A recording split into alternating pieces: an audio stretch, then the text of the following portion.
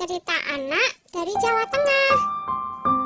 Pada zaman dulu kala, hiduplah sepasang suami istri. Mereka adalah petani yang tinggal di sebuah desa di dekat hutan. Mereka hidup bahagia. Sayangnya, mereka belum dikaruniai seorang anak. Setiap hari mereka berdoa kepada Yang Maha Kuasa agar segera dikaruniai seorang anak. Suatu hari, seorang raksasa melewati tempat tinggal mereka. Raksasa itu kemudian memberi sebuah biji mentimun. Tanamlah biji ini, nanti kau akan mendapatkan seorang anak perempuan, kata raksasa. Terima kasih raksasa, kata suami istri itu. Tetapi ada syaratnya. Pada saat usianya 17 tahun, kalian harus serahkan anak itu kepadaku, saut raksasa.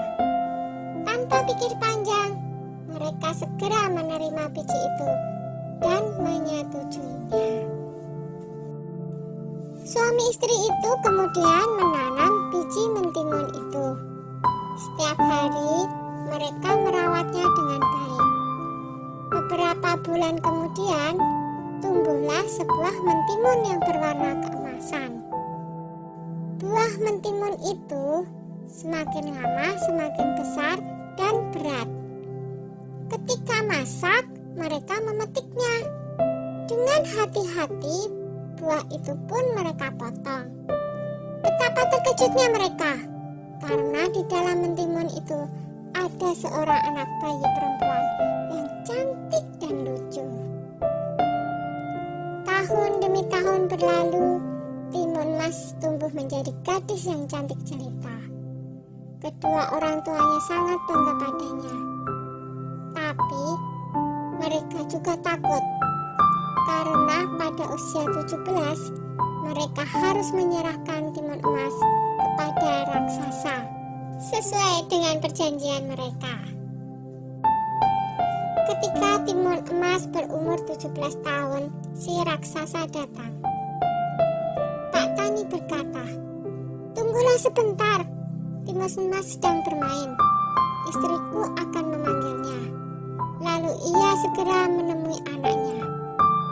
"Anakku, ambillah ini," kata Pak Tani sambil menyerahkan sebuah kantong kain. "Ini akan menolongmu melawan si raksasa. Sekarang, larilah secepat mungkin." Timun Mas pun segera melarikan diri. Raksasa segera berlari mengejar Timun Mas. Raksasa semakin dekat. Timun Mas segera mengambil segenggam garam dari kantong kainnya. Lalu, garam itu ditaburkannya ke arah raksasa. Tiba-tiba, muncullah sebuah laut di depan raksasa. Dia terpaksa berenang dengan susah payah. Timun Mas berlari lagi, tapi kemudian raksasa berhasil mendekatinya. Timun Mas kembali mengambil benda ajaib dari kantongnya dan dilemparkannya ke arah raksasa. Seketika muncullah pohon dengan ranting dan duri-duri tajam menghalangi si raksasa. Raksasa berteriak kesakitan. Tapi raksasa itu sungguh kuat dan terus mengejar Timun Mas. Maka Timun Mas pun mengeluarkan benda ajaibnya yang ketiga. Ia menebarkan biji-biji mentimun ajaib. Seketika itu pula tumbuhlah kebun mentimun yang sangat luas. Sampai akhirnya Timun Mas melemparkan benda ajaib terakhirnya, yaitu segenggam terasi udang yang berubah menjadi danau lumpur yang sangat luas. Raksasa itu akhirnya terjerembab di danau lumpur itu dan tak bisa lolos lagi. Timun Mas selamat dari kejaran raksasa. Timun Mas pun kembali kembali ke rumah orang tuanya. Ayah dan ibunya sangat senang melihat Timun Mas berhasil selamat.